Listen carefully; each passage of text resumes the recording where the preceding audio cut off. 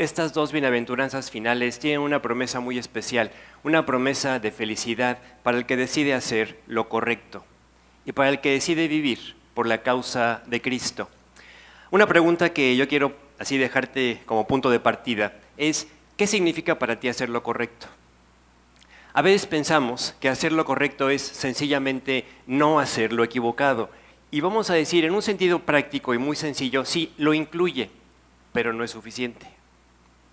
Por ejemplo, dice la palabra de Dios, el que sabe hacer lo bueno y no lo hace, le es pecado.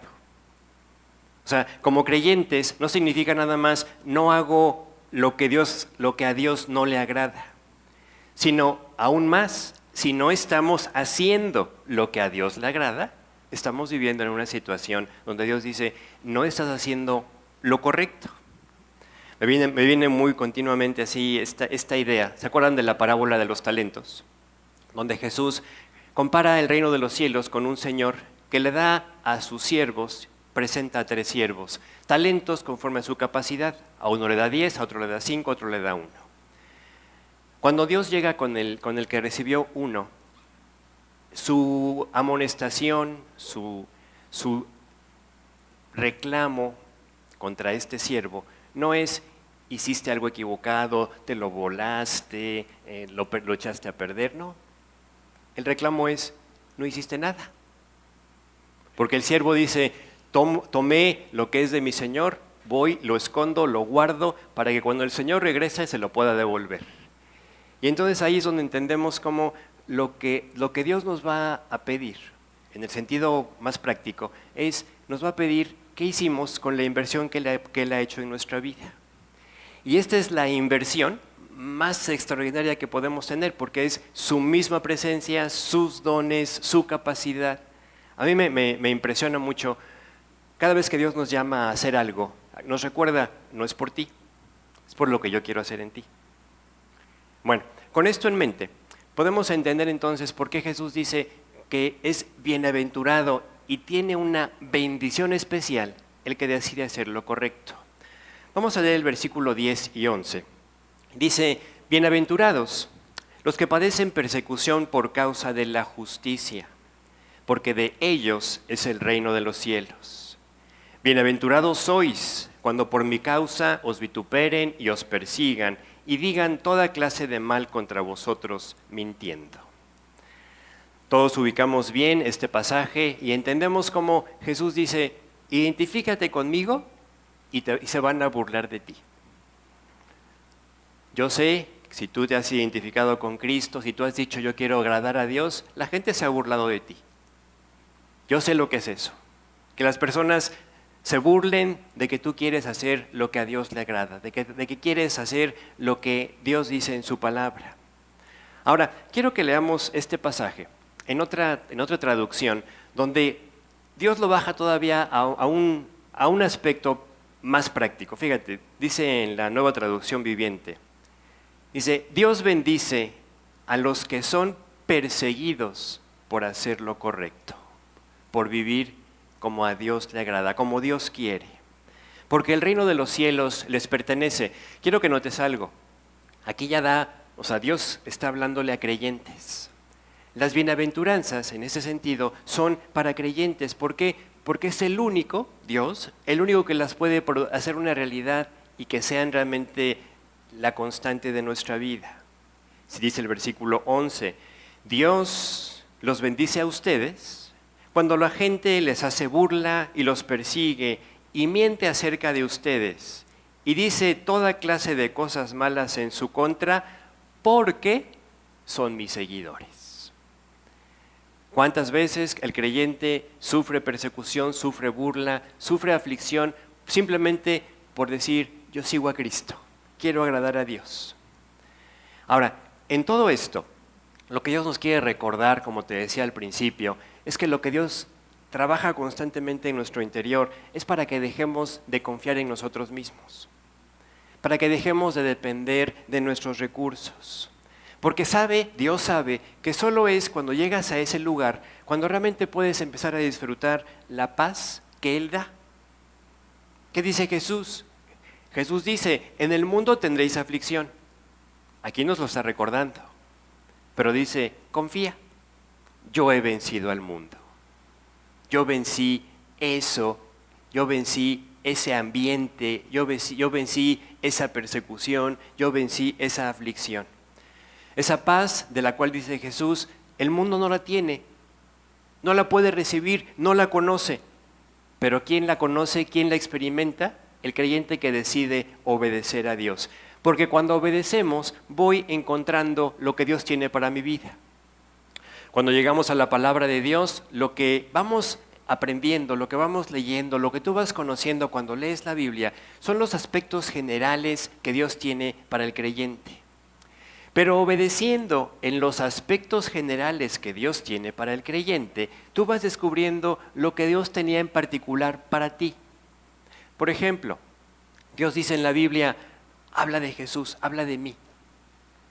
El pasaje dice, por ejemplo, en Romanos, creí, por lo cual hablé.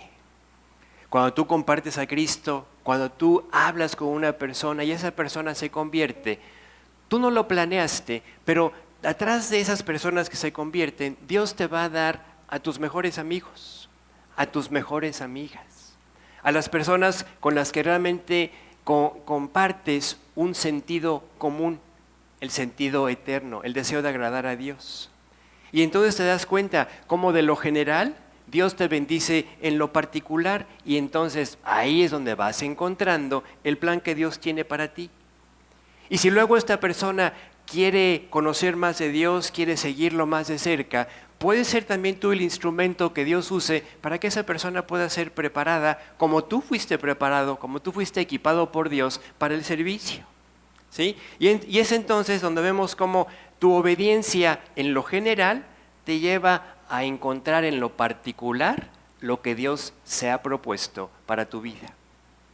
Todos leemos y sabemos ese pasaje que dice que la voluntad de Dios es buena, agradable y perfecta. Pero lo que se nos olvida a veces es que tenemos que avanzar hacia ella en la obediencia. El día que tú obedeces, vamos a poner este día. Si tú hoy obedeces, no nada más estás trabajando para este día, estás poniendo ladrillos, estás poniendo partes, elementos de lo que Dios va a usar para que pueda todavía traer más bendición a ti hacia adelante. El creyente tiene algo distinto, eso distinto se llama Dios. ¿Cuántas veces las personas no se nos acercan como a los creyentes y nos dicen, oye, es que tú tienes algo diferente? Y no es para que te gloríes, no es para que digas, ay, sí, ya sabes cómo soy, ¿no? Es para realmente, sí, lo que tú ves diferente en mí se llama Jesús. Y tú también lo puedes tener. Te lo presento, ¿no? La diferencia entre el Hijo de Dios y el que no lo es que tú y yo tenemos a quien recurrir en cualquier circunstancia. Pero mucho más práctico es esto cuando hablamos de los problemas. Cuando hablamos de la aflicción. Cuando hablamos de, como dice Jesús, en el mundo. Dice, ¿el mundo? Dice, en el mundo te roban, te asaltan, te injurian, ¿no? Por eso dice Jesús, haz tesoros en el cielo, donde no hay ladrones que minan y hurtan, donde tu tesoro realmente está guardado, ¿sí? Entonces, lo que Dios quiere es que entendamos que nosotros tenemos a quien recurrir, aún en los problemas. Cuando nosotros pensamos o así nos imaginamos nuestro escenario de felicidad, siempre tendemos a dejar de lado las situaciones de problema. O sea, nadie planea, a ver, quiero ser feliz, voy a planear problemas. No lo hacemos, porque pensamos que los problemas son contradictorios o son el sentido opuesto a la felicidad. Pero Dios muchas veces dentro de su plan, planea las situaciones de prueba, las situaciones de aflicción, aún permite las tentaciones para probarte. Por ejemplo, cuando Dios saca a Israel de Egipto, es muy interesante esta parte, donde Dios dice que lo llevó por un terreno, por un páramo, un desierto. Dice el pasaje, y a veces suena duro, pero hay que entenderlo. Dice, para afligiéndote y probándote, para a la postre, o sea, al final, había un resultado, hacerte bien. O sea, Dios muchas veces no puede bendecir nuestra vida como Él lo ha planeado, porque cuando Dios nos presenta ciertas circunstancias, le damos la vuelta, ¿no? Las esquivamos. Y Dios así como que nos dice, oye, pero pues espérate, esto lo planeé para bendecirte. No, Dios, yo no quiero problemas. No, Dios, yo no quiero aflicciones. No, Dios, yo no quiero esto de las pruebas. Y entonces nosotros mismos nos alejamos de lo que Dios tenía planeado para nuestra vida. Lo que Dios está haciendo en esta enseñanza es recordarnos que el principio de Dios para la felicidad es muy diferente al principio humano de la felicidad. El concepto humano es no quiero problemas, no quiero dificultades, y Dios dice, en la dificultad tú puedes ser feliz porque tienes a quién recurrir. Por ejemplo, tú llegas al estudio y empiezas a contemplar a través de la Biblia lo que Dios es y lo que Dios dice que hay en tu vida. Y cuando llegamos a ese punto, tenemos dos opciones. Una, o reconocemos, si es cierto Dios, yo necesito ser fortalecido o ser cambiado o ser movido en esta área, y movernos hacia lo que Dios nos invita, o nada más quedarnos con, ay, es que Dios me dice que estoy mal y qué mal me siento porque Dios me dice que estoy mal. Ese no es el proyecto. Dios quiere que sí veas lo que está deficiente para corregirlo. No tú, porque no puedes, pero sí lo puedes poner en las manos de Dios. Y entonces ves cómo lo que Dios hace a través de cada enseñanza, y esta no es la excepción, es que nos invita a deja lo que llevas. O sea, vacía tus bolsillos de tu manera de pensar, de tu manera de enfrentar las cosas, de tu manera de enfrentar la vida, y llénate de mi manera. Me recuerdan siempre las palabras del Señor Jesús, que aún siendo hijo de Dios, el lema de su vida fue, Dios, no mi voluntad, sino la tuya. No mis planes, sino los tuyos. Por eso cuando Dios llega a las bienaventuranzas, palabras de Jesús, bienaventurado el que abandona su orgullo, cuando lo piensas desde el punto de vista de la Biblia, desde el punto de vista del creyente, tú dices, oye, pues es muy lógico. Porque si yo dejo de concentrarme en mí mismo, si puedo empezar a concentrarme en lo que Dios me está invitando, entonces puedo ser feliz. Pero desde el punto de vista humano, abandonar tu orgullo es casi como decirle, ¿y entonces con qué me quedo? ¿No? O sea, el hombre sin Cristo, o el creyente sin dar este paso de entrega al Señor, dice, es que mi orgullo es importante, ¿no? O sea, yo tengo mi orgullo y tú tienes el tuyo, pero tenemos que decidir saber dónde ponerlo. Jesús dice, si tú quieres mantener tu orgullo, ¿cómo te ayudo? La invitación de Mateo 11, venid a mí todos los que están trabajados y cargados, yo os haré descansar. Pero tienes que reconocer, sí, cierto Dios, estoy trabajado, estoy cansado. Si tú no te cansas de vivir en tus formas, en tu manera de ser, en tu manera de actuar, y vas con Dios para que Él te dé descanso, pues vas a seguir igual. Vas a seguir luchando con tus debilidades y tú no puedes salir de ellas, pero Dios sí te puede sacar de ellas. Por eso Dios promete al hombre que le entrega su vida, que deja de luchar contra Dios, le dice, te voy a dar descanso.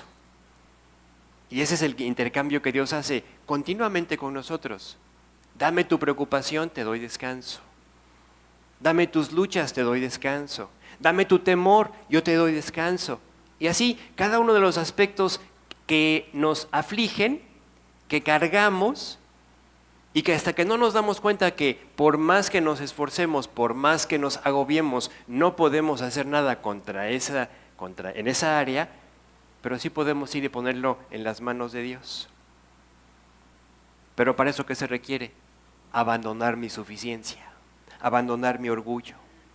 Decidir voluntariamente, me voy a poner, dice Jesús, llevad mi yugo sobre vosotros. Me pongo el yugo de Jesús, porque la palabra de Dios explica que al ponernos su yugo, Él es el quien lleva la carga.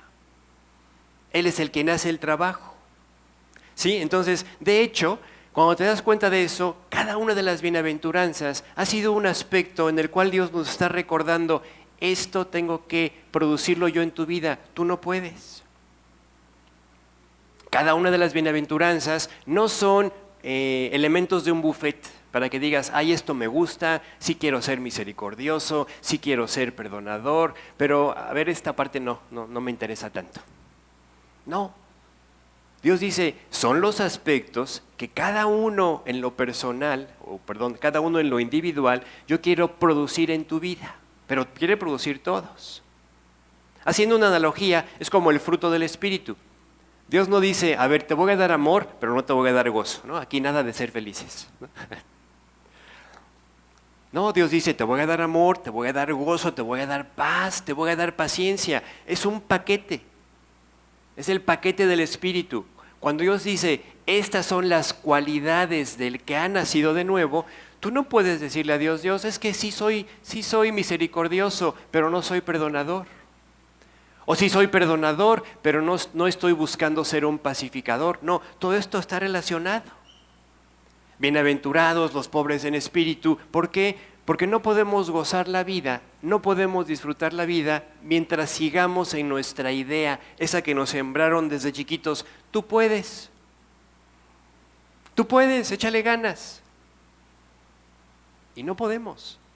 O sea, no tenemos la capacidad para dirigir nuestra vida. Podemos esforzarnos, podemos echarle ganas y nada más nos vamos a dar cuenta que nosotros no podemos.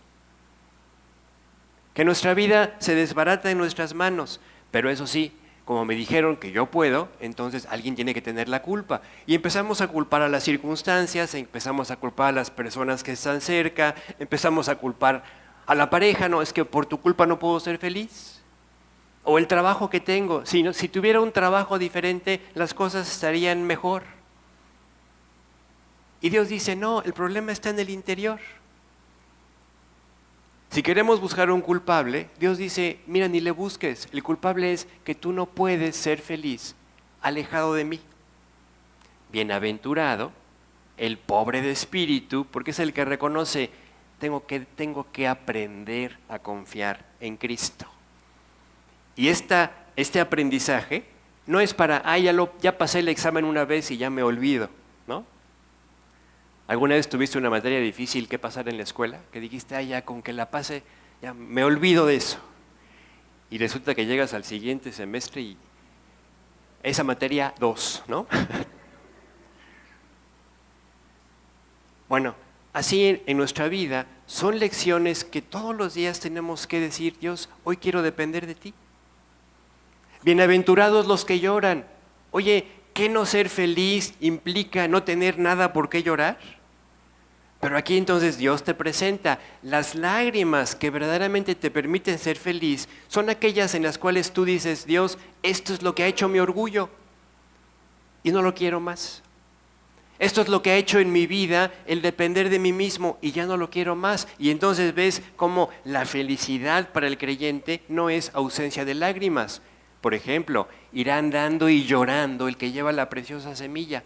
Tú no puedes realmente tener un cargo por las almas si oras por ellas superficialmente. Y entonces te das cuenta, hay lágrimas que verdaderamente son necesarias si tú quieres ser feliz. Y que son el resultado de darnos cuenta que hay cosas más importantes que el no tener problemas. ¿Sí?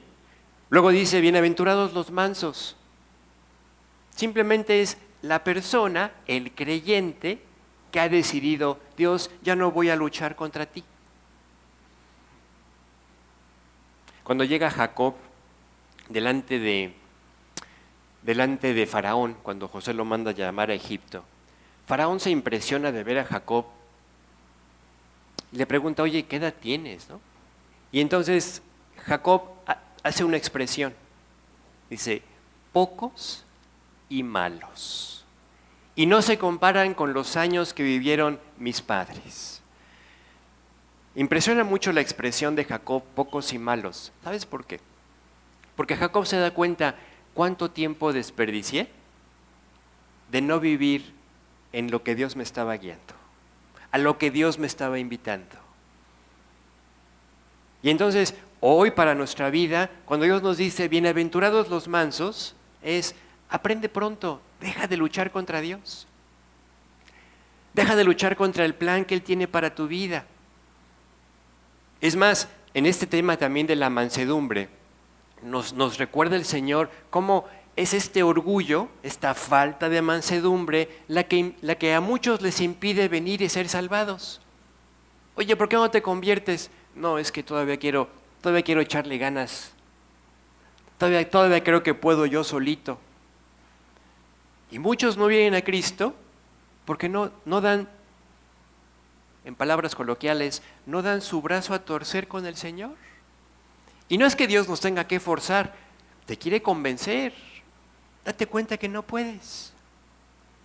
Y cuando vuelves a Jesús o cuando miras a Jesús con mansedumbre, con ese corazón que dice Dios, ya entendí, yo no puedo, entonces abandonas la lucha, abandonas la rebeldía y te das cuenta, híjole, ¿por qué no llegué a Jesús antes?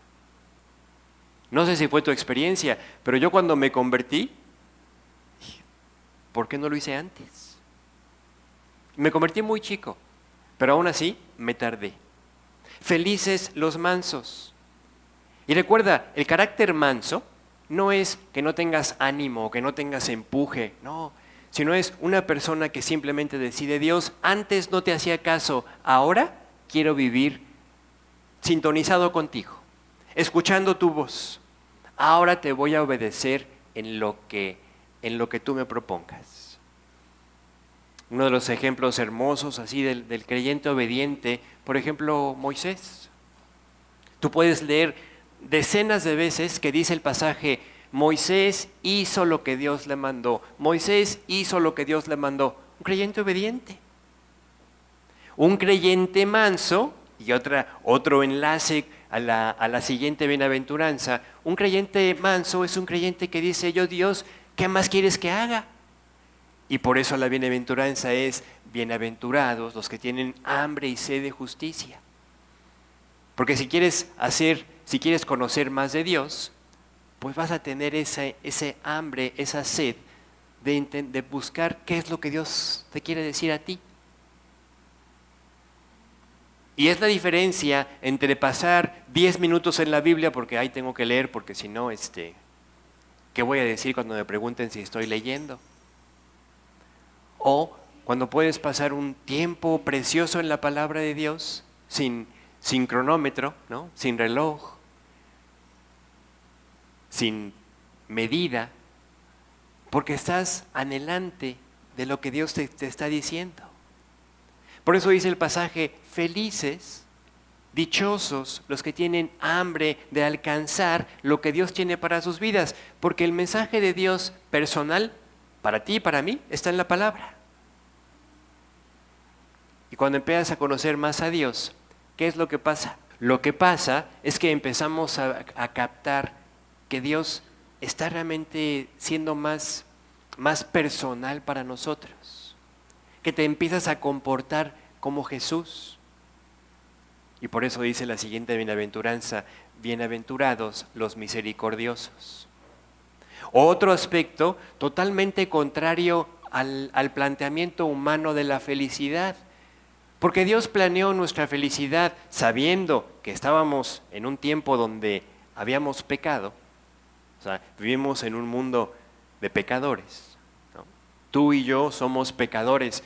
Si le hemos entregado nuestra vida a Dios, simplemente somos pecadores perdonados, pecadores salvados. Pero seguimos teniendo esa carga, esa conducta que ofende a Dios, que ofende al prójimo, que haces cosas contra ti mismo, y entonces Dios dice, bienaventurados los misericordiosos. ¿Por qué? Porque son los que han entendido que en la imperfección de nuestra vida podemos decidir vivir en amor y no en la justicia que demanda, no es que hizo eso, entonces se merece tal cosa. Dice la palabra de Dios, la misericordia triunfa sobre el juicio. Y Dios contempla nuestra imperfección, contempla la imperfección de nuestros semejantes y nos dice, ¿quieres ser feliz? Tienes que ser misericordioso. Cuando falle, y va a fallar, cuando tú falles, cuando yo falle, y lo vamos a hacer sin duda, y lo hacemos, Dios dice, trátalo conforme al amor que le tienes. Ah, Dios, es que no le tengo mucho amor. Ah, pues entonces se lo debes. Dice el pasaje, ¿no? No debáis a nadie nada, sino el amaros unos a otros.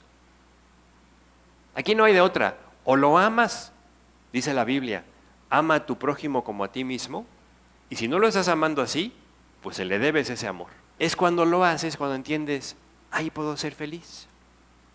Misericordioso es el que trata a la persona no conforme a sus actos, sino conforme al amor que le tienes. Cuando amas a una persona, lo ayudas, aunque se equivoque. Cuando amas a una persona, no lo humillas. Por eso dice, bienaventurados los misericordiosos, porque nadie puede ser tratado de otra manera si no es en el amor de Cristo. Avanza Jesús y dice, bienaventurados los de limpio corazón. Recordemos que el limpio corazón para Dios no es un corazón perfecto. Los amigos de Dios, por ejemplo Abraham, Dios llama a Abraham su amigo. Y dice Dios de Abraham, Abraham es mi amigo y yo sé que va a enseñar a sus hijos y a sus hijos después de sí que me sigan, que me obedezcan. Y sin embargo tú ves la vida de Abraham y ves cómo Abraham tenía sus fallas. Pecó, mintió, pero fue una persona que estuvo dispuesta a que Dios limpiara su corazón, a reconocer Dios fallé. Por eso entendemos que el corazón limpio no es un corazón perfecto, sino un corazón definido. Quiero vivir para Dios. Quiero agradar a Dios. Esa decisión que tú puedes tomar y que realmente cambia nuestra vida el día que la tomamos. Cuando tú dices, Dios, yo quiero vivir para ti, tu vida empieza a ser diferente. También te puedes arrepentir de esa decisión. Y hay creyentes que dicen, ay Dios, ya no tanto. La semana pasada estudiamos sobre Demas, ¿no? Un día Demas le dijo a Dios, Dios, quiero vivir para ti. Y un día, ya no quiero. Un día ya no fue lo más importante. El corazón limpio es el corazón que Dios tiene la libertad para mantener constante. ¿Qué dice Pablo? Guiado por el Espíritu Santo, dice, creciendo en la obra del Señor siempre, constancia. ¿Qué es la obra del Señor? Compartir a Cristo. No hay otra razón. La siguiente bienaventuranza, bienaventurados los pacificadores. ¿Quiénes son los pacificadores? Los que habiendo conocido la paz que Dios da, que Dios pone en el corazón, su misma presencia, ahora comparten con otros, oye, te quiero compartir la paz que yo encontré. Jesús llama a los apóstoles y a los demás discípulos, manda a 70 discípulos en parejas de 2 en 2 a compartir el Evangelio por todo el territorio de Israel. Y les da instrucciones precisas y les dice, cuando lleguen a una casa, a una familia, entren y digan, la paz sea con ustedes. ¿Cuál paz? La paz de Dios. Sigue diciendo Jesús, si la familia, si la casa fuere digna, la paz reposará sobre ellos, es decir, habrán recibido porque quieren recibir el mensaje, porque quieren recibir el Evangelio. Si no quieren recibir la paz, su paz se va a ir con ustedes.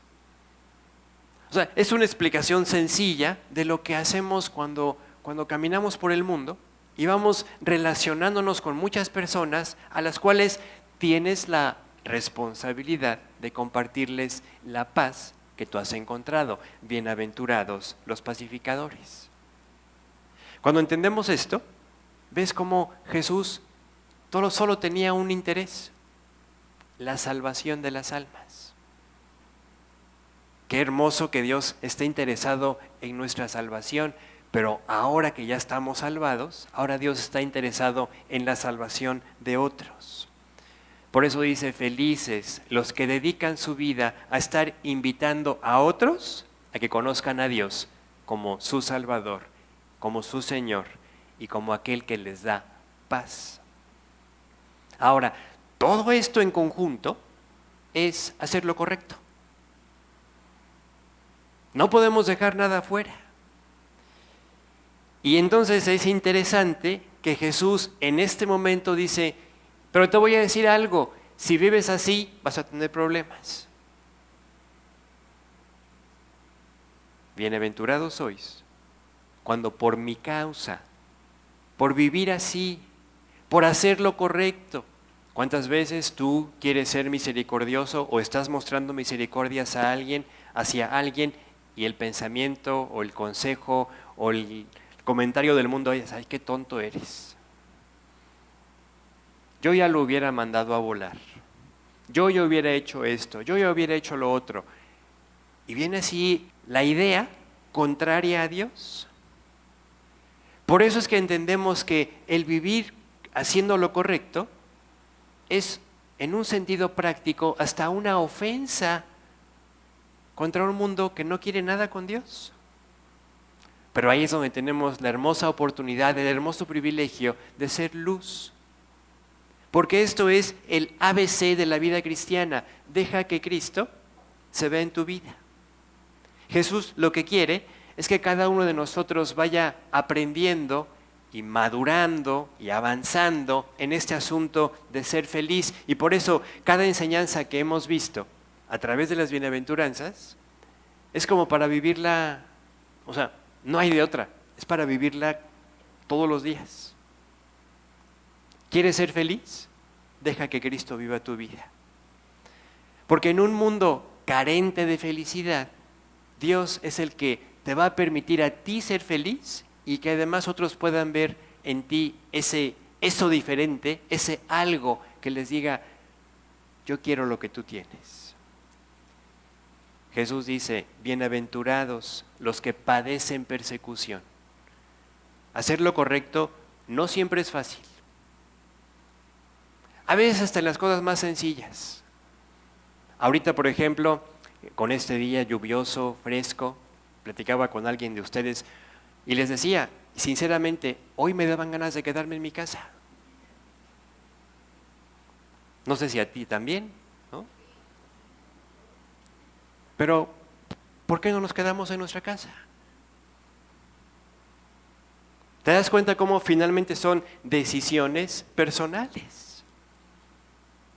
Dios dice, bienaventurados. ¿Quieres volver a poner el primer versículo? Dios bendice a los que son perseguidos por hacer lo correcto, porque el reino de los cielos les pertenece. Hacer lo correcto no siempre es fácil, pero siempre va a ser lo que más bendición traiga a tu vida, lo que agrada a Dios y lo que al final, aunque puedas enfrentar dificultades, lo que al final realmente pondrá tu vida en el lugar donde Dios puede usarte. Voltea la Biblia y ve cuántos ejemplos, decenas de ejemplos, de personas que estuvieron así en la encrucijada de ¿qué hago? ¿Hago lo fácil o hago lo correcto? Y cuando decidieron hacer lo correcto, Dios respaldó sus vidas. A veces hubo dificultades. José, lo hemos comentado muchas veces, José tuvo dificultades por hacer lo correcto, pero al final Dios levantó su cabeza, lo levantó al lugar en el mundo conocido, en el mundo de su época. Dice el pasaje, le dice Faraón, solo yo sentado en el trono seré mayor que tú. Imagínate. Ahora, no es lo que estaba buscando José. José no lo hizo para quedar bien con Faraón, pero lo hizo para quedar bien, para agradar a Dios. Y ese debe ser el motor de nuestra vida, que lo que haga sea para agradar a Dios. ¿Oramos? Dios, te damos muchas gracias, porque sabemos que ante esta invitación constante, diaria que nos haces, de arrojarnos a tus pies, de arrojarnos a tus brazos, Tú no estás buscando sino una sola cosa, que seamos felices. Danos la gracia, danos la sabiduría para entender que tú no te estás reservando nada para ti. Tú has puesto todo a nuestro alcance. Diste a Jesús, diste lo que más amabas por nosotros. Y hoy cuando nos invitas a vivir para ti, a obedecerte, a caminar en intimidad contigo, lo haces porque ahí se encuentra, ahí está escondida nuestra felicidad, nuestra vida, la plenitud de ella. Te damos gracias porque tenemos la oportunidad una vez más de escuchar tu voz, de ser alentados a hacer, a vivir, haciendo lo correcto, haciendo lo que agrada a Dios. Te pedimos esto, Padre, y anhelamos que tú nos uses cada vez más. Te lo pedimos, te lo agradecemos de antemano en el nombre precioso de Cristo. Amén.